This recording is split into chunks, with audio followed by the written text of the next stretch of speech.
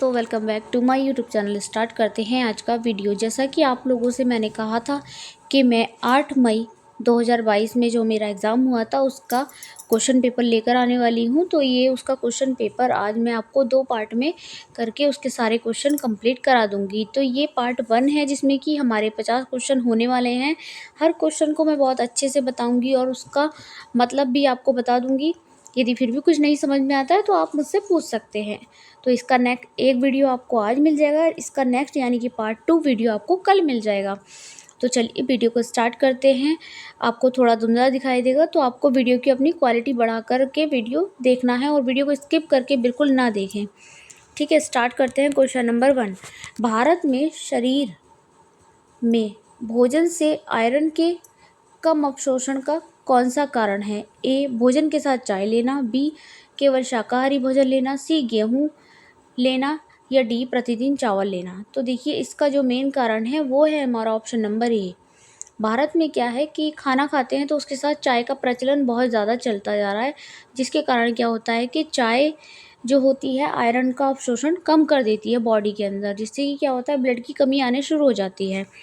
चलिए next question देख लेते हैं। क्वेश्चन नंबर 2, किस विटामिन को रक्तस्राव रोधी विटामिन के रूप में जाना जाता है? तो इसके ऑप्शन तो मैं क्या ही बताऊँ आपको सभी को पता है कि किसे हम रक्तरोधी विटामिन के रूप में यूज़ करते हैं। तो वो है हमारा विटामिन के, यानी कि ऑप्शन डी इसका सही आंसर हो जाएगा। चलिएगा नेक्स्ट क्वेश्चन की तरफ। क्वेश्चन नंबर 3, बांझपन किस विटामिन की कमी से होता है? Vitamin vitamin D, vitamin A, vitamin E या विटामिन बी? तो इसका जो राइट आंसर है दोस्तों वो तो आपको पता ही है कि विटामिन ई जो है इसका कारण रहता है। तो आपको विटामिन्स भी पढ़ने होंगे। देखिए विटामिन के बारे में भी क्वेश्चंस आए हुए हैं। नेक्स्ट क्वेश्चन है क्वेश्चन नंबर 4, विटामिन डी की कमी से कौन सा रोग होता है? विटामिन डी की कमी से कौन सा रोग होता है? ए, प्लेग्रा, बी, सूखा बेरी या सी, ऑस्टोमेलाइसिस या डी, रतौंधी?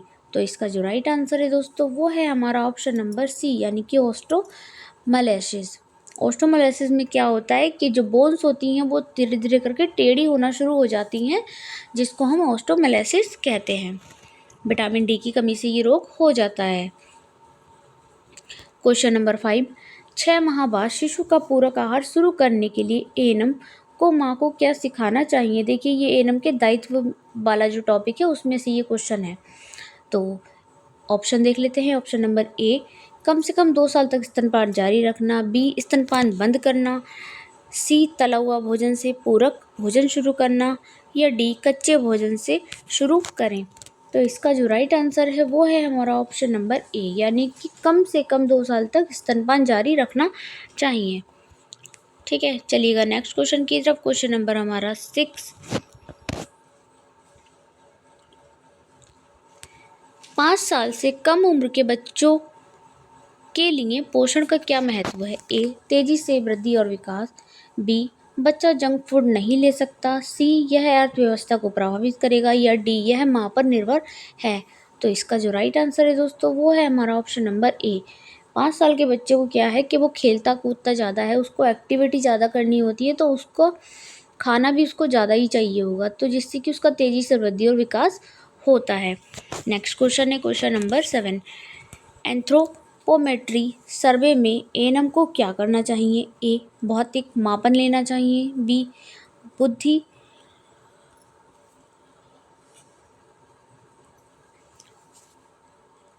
बुद्धि लब्धि का मापन करें, सी, आर्थिक सर्वेक्षण ले, या डी, सामाजिक स्थिति को मापें? तो इसका जो राइट आंसर है दोस्तों वो है हमारा ऑप्शन नंबर ए, यानी कि भौतिक मापन लें।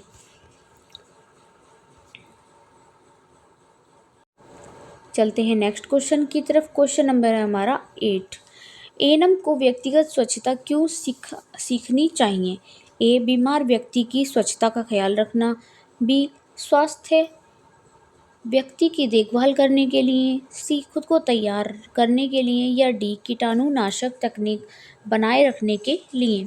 तो इसका जो राइट आंसर है दोस्तों वो है हमारा ऑप्शन नंबर डी, यानी कि कीटाणुनाशक तकनीक बनाए रखने के लिए। चलते हैं नेक्स्ट क्वेश्चन की तरफ। क्वेश्चन नंबर है हमारा 9, उदर के कौन से भाग हैं? देखिए ये हमारा स्टमक के बारे में पूछ लिया गया है कि इसके कौन कौन से भाग होते हैं। ऑप्शन नंबर ए है हमारा फंडस बैक पाइलोरस, या बी फंडस बॉडी पाइलोरस, सी एपेक्स बॉडी पाइलोरस, या डी फंडस बॉडी पाइल। तो इसका जो राइट आंसर है दोस्तों वो है हमारा फंडस बॉडी और पाइलोरस। चलते हैं नेक्स्ट क्वेश्चन की तरफ। क्वेश्चन नंबर है हमारा 10। मानव शरीर में कौन सा अंग एंजाइम लाइपेज उत्पन्न करता है? ए यकृत, बी पित्ताशय, सी फेफड़े, या डी अग्नाशय। तो इसका जो राइट आंसर है दोस्तों वो है हमारा ऑप्शन नंबर सी, यानी कि फेफड़े। चलते हैं नेक्स्ट क्वेश्चन की तरफ। क्वेश्चन नंबर है हमारा 11।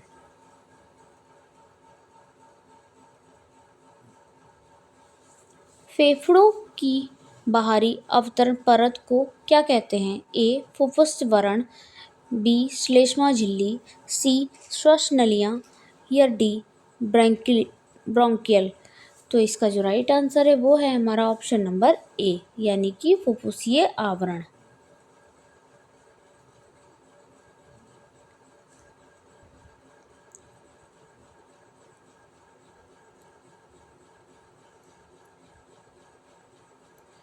चलिए चलते हैं नेक्स्ट क्वेश्चन की तरफ। क्वेश्चन नंबर हमारा 12।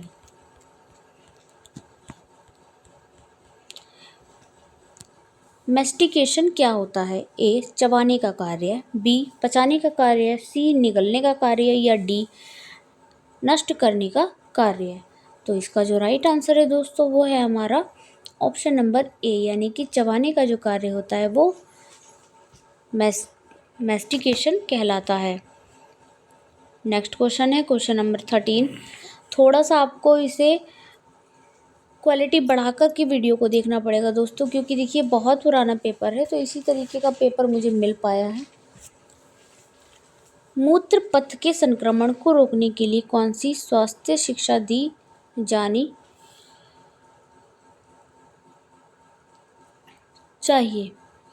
ए जितना हो सके मूत्र को रोकें, बी प्राइवेट पार्ट को ना धोएं, सी लंबे समय तक मूत्र को रोक कर ना रखें, या डी जघन बाल नहीं काटना चाहिए। तो इसका जो राइट आंसर है दोस्तों वो है हमारा ऑप्शन नंबर सी, यानी कि लंबे समय तक मूत्र को रोक कर नहीं रखना चाहिए। ये भी एक बहुत बड़ा कारण होता है कि यदि आप टॉयलेट को बहुत देर तक होल्ड करके रखेंगे तो आपको पथरी की समस्या भी उत्पन्न हो जाती है। कहते हैं कि पथरी का एक कारण ये भी है कि यदि आप लंबे टाइम तक पेशाब को रोक कर रखेंगे तो आपको पथरी हो जाएगी। नेक्स्ट क्वेश्चन है क्वेश्चन नंबर 14। अनुचित त्वचा स्वच्छता के कारण ऐसा क्या होता है जिससे त्वचा का संक्रमण हो जाता है? ए पसीने की ग्रंथियों के छिद्रों का बंद या जाम होना, बी त्वचा के बालों का टूटना, सी त्वचा का सूखना, या डी त्वचा का फटना। तो इसका जो राइट आंसर है दोस्तों वो है हमारा ऑप्शन नंबर ए, पसीने की ग्रंथियों के छिद्रों का बंद या जाम हो जाना।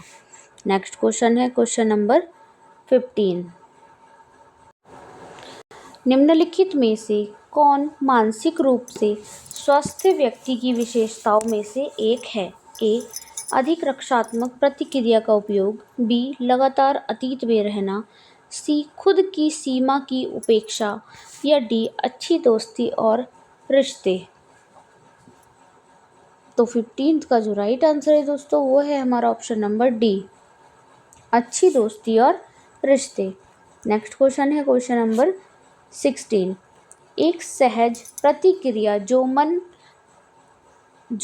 मन अनजाने में ऐसी स्थिति से निपटने के लिए उपयोग करता है जो चिंता या संकट का कारण बनती है, क्या कहलाती है?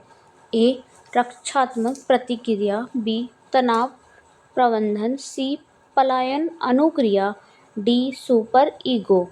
तो इसका जो राइट आंसर है दोस्तों वो है हमारा ऑप्शन नंबर ए, यानी कि रक्षात्मक प्रतिक्रिया। नेक्स्ट क्वेश्चन, ये मानसिक स्वास्थ्य से ही क्वेश्चन दिया गया है, अटपटा सा क्वेश्चन है बहुत, बट पढ़ना तो पड़ेगा मानसिक स्वास्थ्य भी। टॉपिक में है आपके। ऑप्शन क्वेश्चन नंबर 17, ये भी मानसिक स्वास्थ्य से ही है। गलत समायोजन की कौन सी विशेषताएं हैं? ए, वापसी, स्कूल अस्वीकृति, नशीली दवाओं का दुरुपयोग या नशा करना। बी है स्वीकृत दैनिक जीवन का कार्य, मिजाज बदलना। सी, हंसना और मिजाज बदलना। या डी, उच्च मनोबल मूल्य बालों की देखभाल। तो इसका जो राइट आंसर है दोस्तों वो है हमारा, गलत समायोजन पूछा गया है ना इसमें, तो माल एडजस्टमेंट मतलब कि जिसको आप एडजस्ट ही नहीं कर पा रहे हैं, तो वो होता है वापसी, किसी भी काम से वापसी। स्कूल अस्वीकृत यानी कि उन्हें स्कूल जाना भी पसंद नहीं होगा, नशीली दवाओं का वो सेवन कर रहे होंगे और नशा का उपयोग कर रहे होंगे। नेक्स्ट क्वेश्चन है क्वेश्चन नंबर 18, किस स्तर की रोकथाम में बचपन में स्वास्थ्य जीवन की शैली को बढ़ावा देना शामिल है? किस स्तर की रोकथाम में? ऑप्शन नंबर ए, तृतीय रोकथाम। बी, द्वितीय रोकथाम। सी, प्राथमिक रोकथाम। या डी, मूल या प्रारंभिक संक्रमण।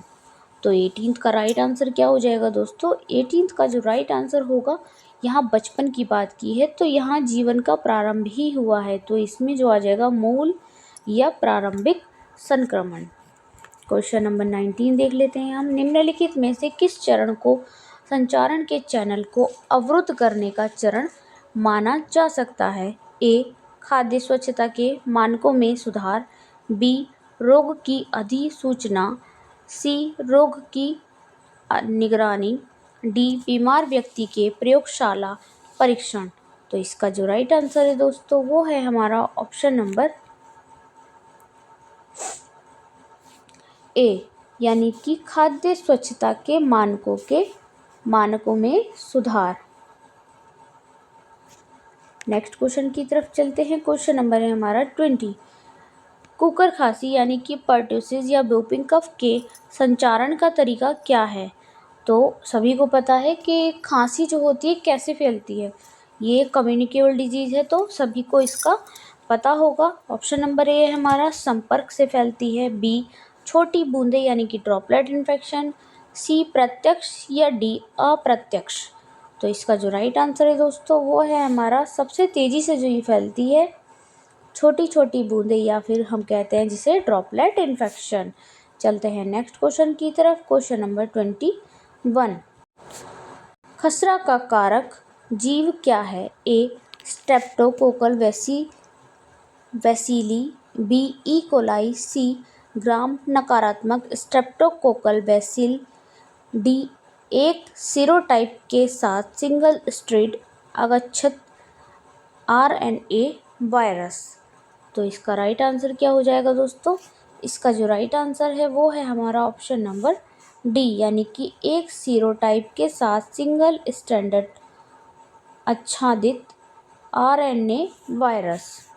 खसरा जो है वो ये है। नेक्स्ट क्वेश्चन देख लेते हैं। क्वेश्चन नंबर हमारा 22, जो कि बहुत ज़्यादा पूछा भी जाता है, जिसके बारे में मैंने आपको अपनी वीडियोस में बता भी रखा है कि खसरा के बारे में, टीबी के बारे में ज़्यादातर पूछ लेते हैं। क्षय रोग भी टीबी को ही कहते हैं, और टीबी के मतलब काफ़ी सारे नाम हैं, तो वो सारे ही नाम आप लोग याद कर लेना कि टीबी के कितने नाम हैं। टीबी को क्षय रोग भी कहते हैं, और एक और नाम था मुझे अभी ध्यान नहीं आ रहा है। टीबी को टीबी भी कहते हैं, ट्यूबरकुलोसिस भी कहते हैं। तो टीबी का मुख्य लक्षण क्या है? ए, 3 सप्ताह से अधिक खांसी। बी, कभी कभी खांसी। सी, केवल रात के समय में खांसी। या डी, हल्की खांसी। तो इसका जो राइट आंसर है दोस्तों वो है हमारा ऑप्शन नंबर ए, यानी कि 3 सप्ताह से अधिक खांसी होती है तो उस पेशेंट का स्पुटम की जांच कराते हैं, चेस्ट एक्सरे कराते हैं, जिससे कि हमें पता चल जाता है उस व्यक्ति को टीबी के लक्षण है या नहीं है। नेक्स्ट क्वेश्चन की तरफ चलते हैं। क्वेश्चन नंबर 23, रोगी के इतिहास को एकत्र करने में डेटा का प्राथमिक स्रोत कौन है? ए, रोगी के रिश्तेदार। बी, रोगी की केस फाइल। सी, स्वास्थ्य देखभाल टीम के सदस्य, या डी खुद रोगी।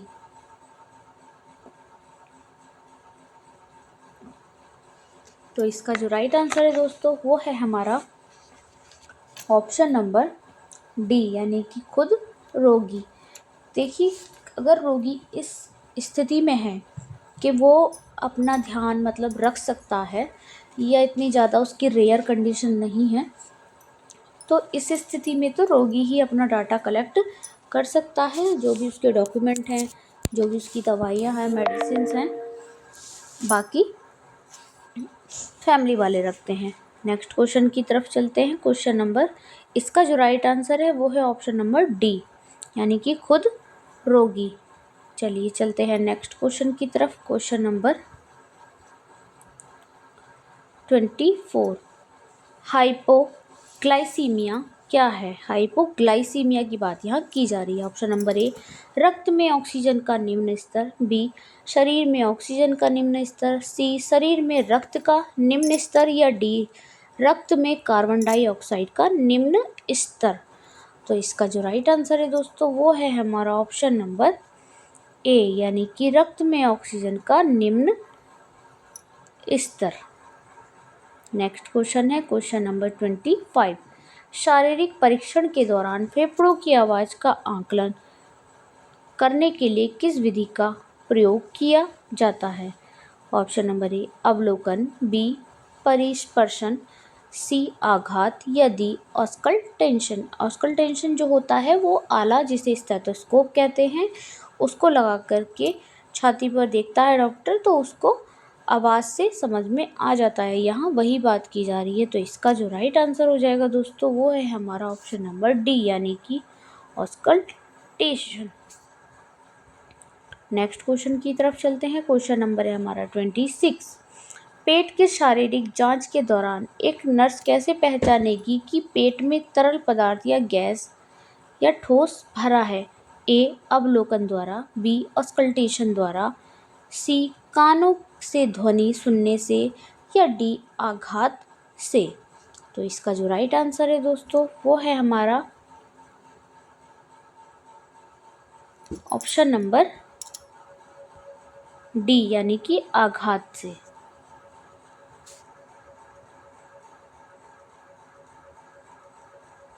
चलिए चलते हैं नेक्स्ट क्वेश्चन की तरफ। क्वेश्चन नंबर है हमारा 27, कमजोर स्पर्श द्वारा मालूम करने में मुश्किल नाड़ी को क्या कहते हैं? ए अनियमित, बी त्रेडी, सी बिगेमिनल, या डी ड्राइकोटिक। तो इसका जो राइट आंसर है दोस्तों वो है हमारा त्रेडी।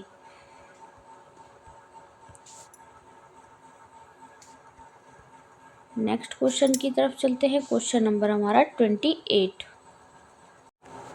निम्नलिखित में से कौन गर्भपात का स्क्रूपुला है? ए बांझपन, बी रक्तस्राव, सी गर्भाशय छेद, या डी ग्रीवा की चोट।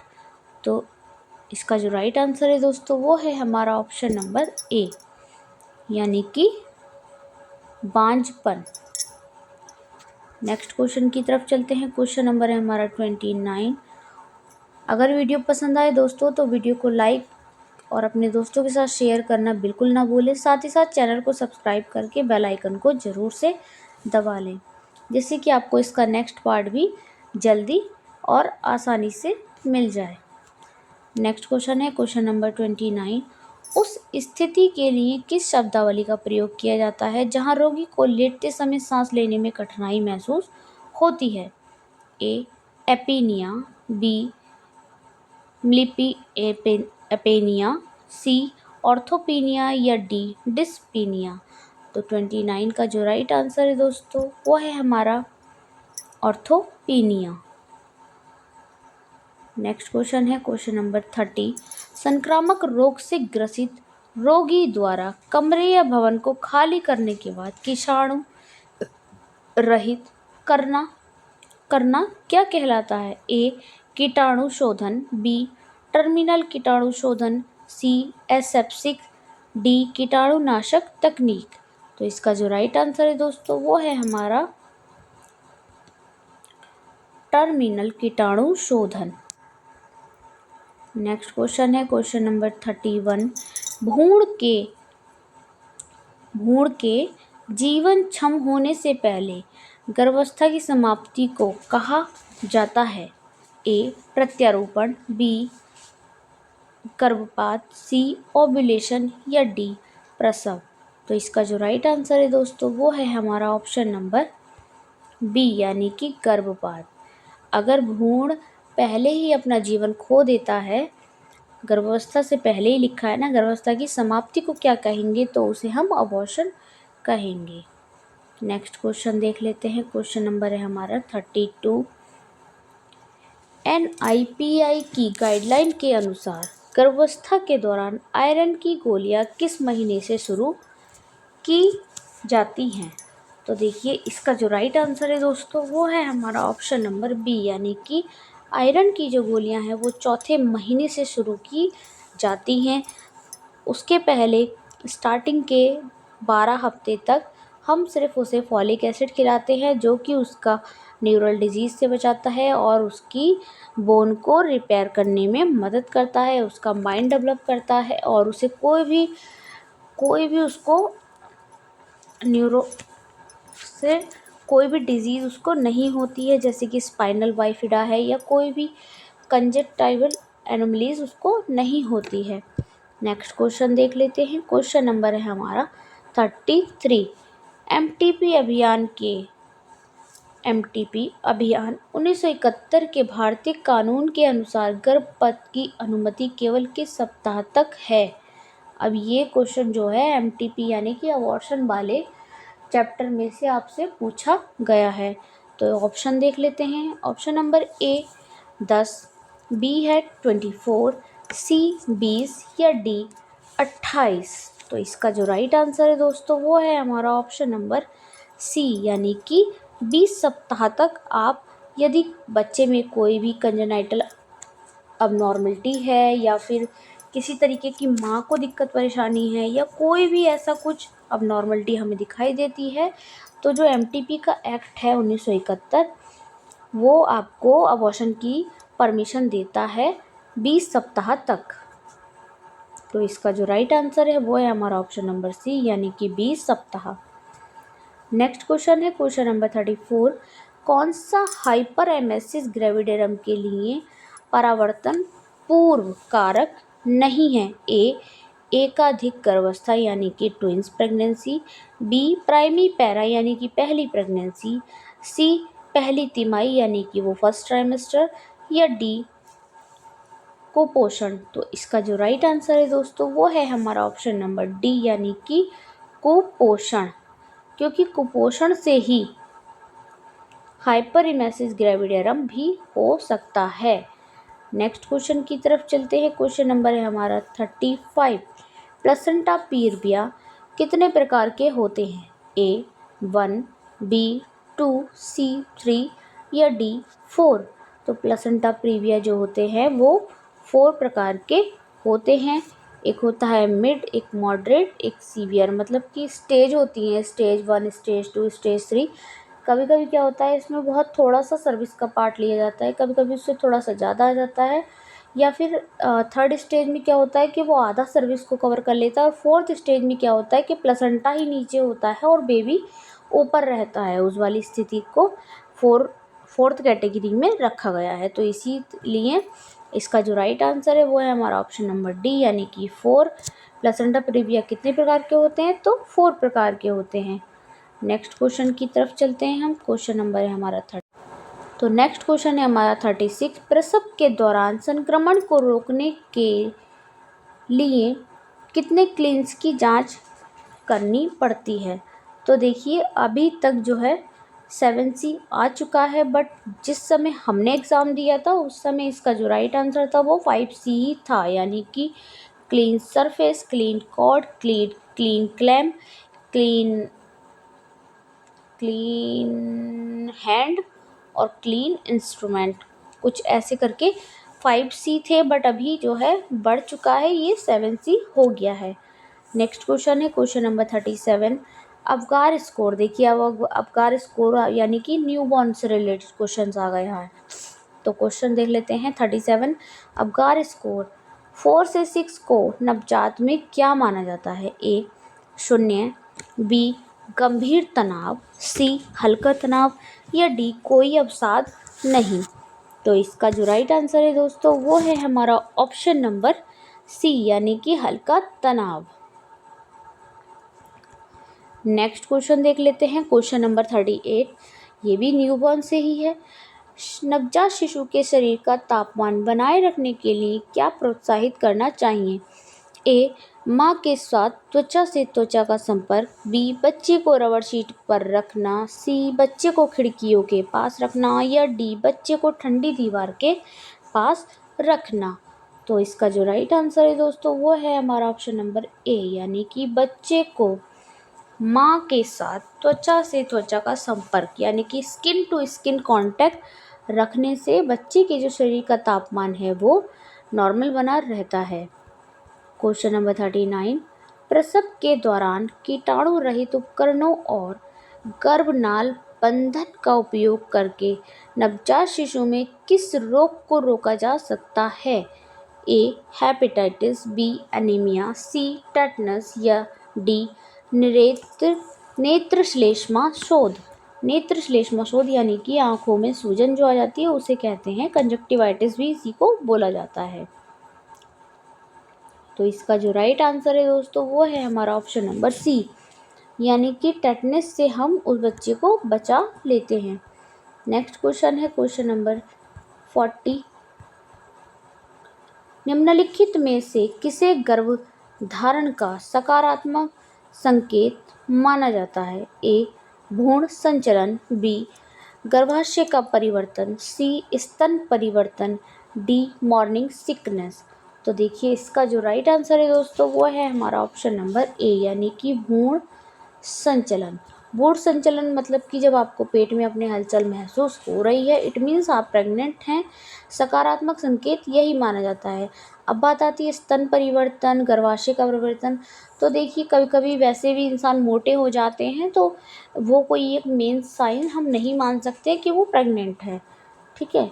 मॉर्निंग सिकनेस कभी कभी क्या होता है कि ऐसा उल्टी जैसा गैस जब बन जाती है तो उल्टी जैसा मन भी हो जाता है। तो मॉर्निंग सिकनेस को भी हम सकारात्मक प्रेगनेंसी का संकेत नहीं मानेंगे। भ्रूण संचलन तो तभी होगा जब पेट में भ्रूण आपके मौजूद है। चलिए चलते हैं नेक्स्ट क्वेश्चन की तरफ। Question number 41। पार्टोग्राफ में गर्भाशय का फैलाव किस प्रतीक द्वारा दर्शाया गया है? A Z, B Y, C Z, D A. तो इसका जो राइट आंसर है दोस्तों वो है हमारा ऑप्शन नंबर बी यानी कि वाई के द्वारा जो गर्भाशय ग्रीवा होती है उसके फैलाव को दर्शाया जाता है पार्टोग्राफ में। जिन लोगों ने स्टडी की होगी उन्हें पार्टोग्राफ के बारे में बखूबी पता होगा। ऑप्शन चलते हैं नेक्स्ट क्वेश्चन की तरफ। Question number 42।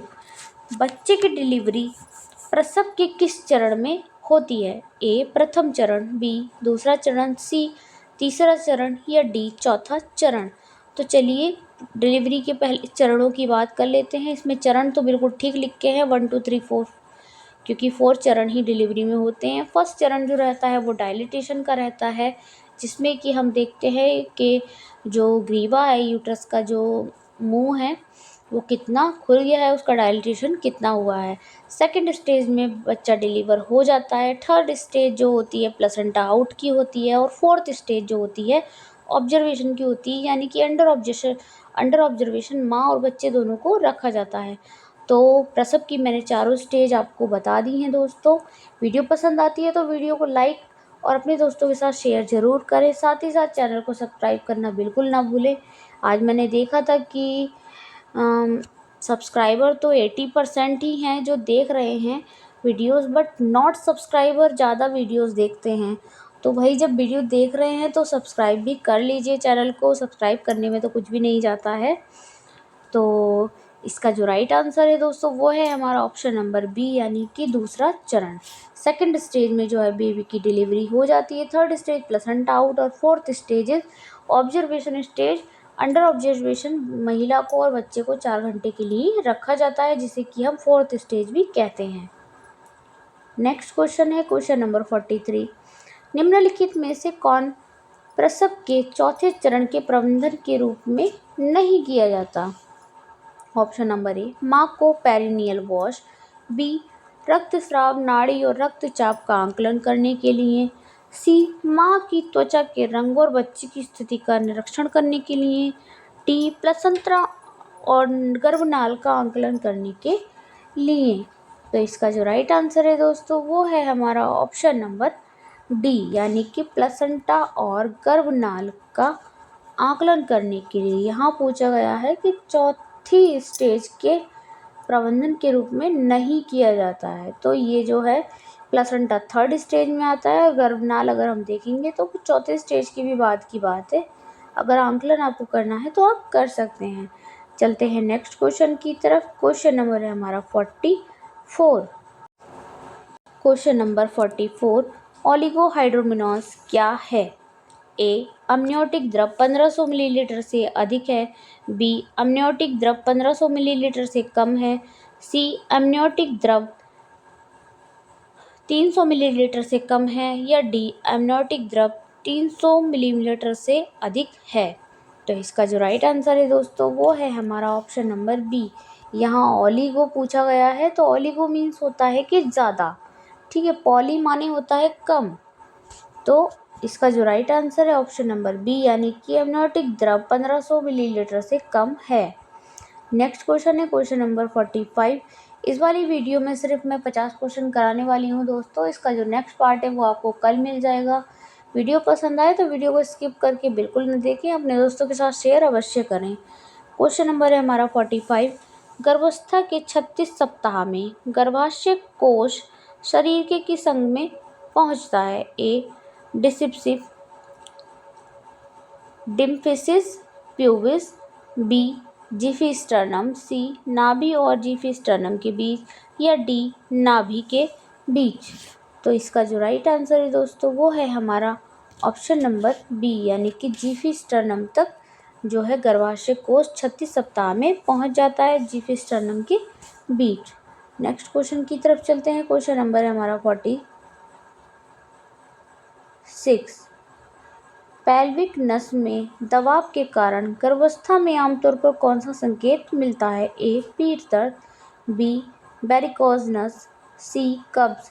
डी, हद या जलन। तो इसका जो राइट आंसर है दोस्तों वो है हमारा ऑप्शन नंबर बी, यानी कि वेरिकोज बोन। नेक्स्ट क्वेश्चन है क्वेश्चन नंबर 47। प्लेसेंटा पूरी तरह से किस सप्ताह में बनता है? ए, 6। बी, 8। सी, 10। या डी, 12। तो इसका जो राइट आंसर है दोस्तों वो है हमारा ऑप्शन नंबर बी, यानी कि 8 वीक। इसके पहले क्या होता है, इसके पहले जो भ्रूण हमारा रहता है वो कोरियोनिक पिलाई रहती है मौजूद, उससे वो अपना पोषण लेता रहता है। उसके बाद 2 सप्ताह में जब प्लेसेंटा बनने की कगार पर आ जाता है तो फिर ये सारे काम प्लेसेंटा खुद कर लेता है। नेक्स्ट क्वेश्चन की तरफ चलते हैं। क्वेश्चन नंबर है हमारा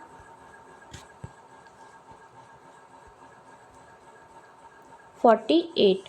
मासिक धर्म चक्र का कौन सा चरण है जहां एंड्रोमेट्रियोसिस अधिक संकीर्ण हो जाती है और बैनर शुरू हो जाती है? ए, पुनर्योजी चरण। बी, प्रोफैलेक्टिव चरण। सी, स्त्रावी चरण। या डी, मासिक धर्म चरण। तो इसका राइट आंसर क्या होगा दोस्तों? इसका जो राइट आंसर होगा वो होगा हमारा ऑप्शन नंबर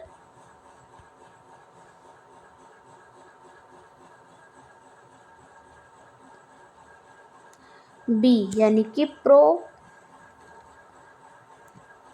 प्रोलीफेरेटिव चरण। नेक्स्ट क्वेश्चन की तरफ चलते हैं। क्वेश्चन नंबर है हमारा 49। मासिक धर्म की स्वच्छता बनाए रखने के लिए कितने घंटों में शोधक सैनिटरी पैड बदलने की सलाह दी जाती है? ऑप्शन नंबर ए है हमारा हर 2 घंटे में। बी, हर 4 घंटे में। सी, हर 1 घंटे में। या डी, हर 8 घंटे में।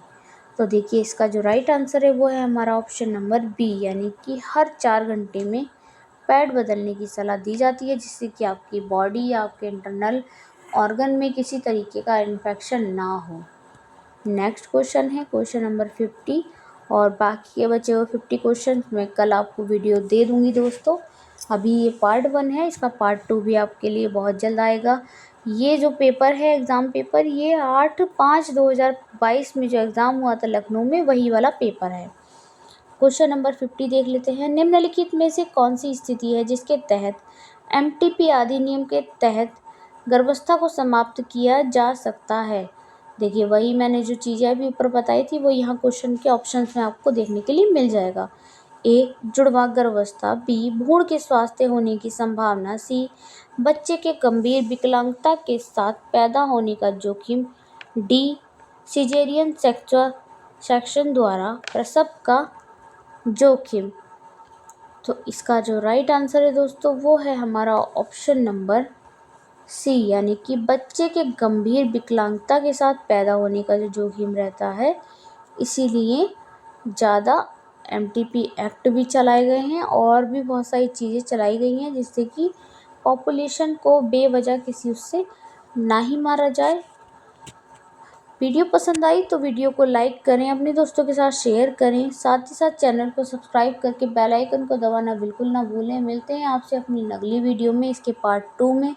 तब तक के लिए धन्यवाद और कीप वॉचिंग।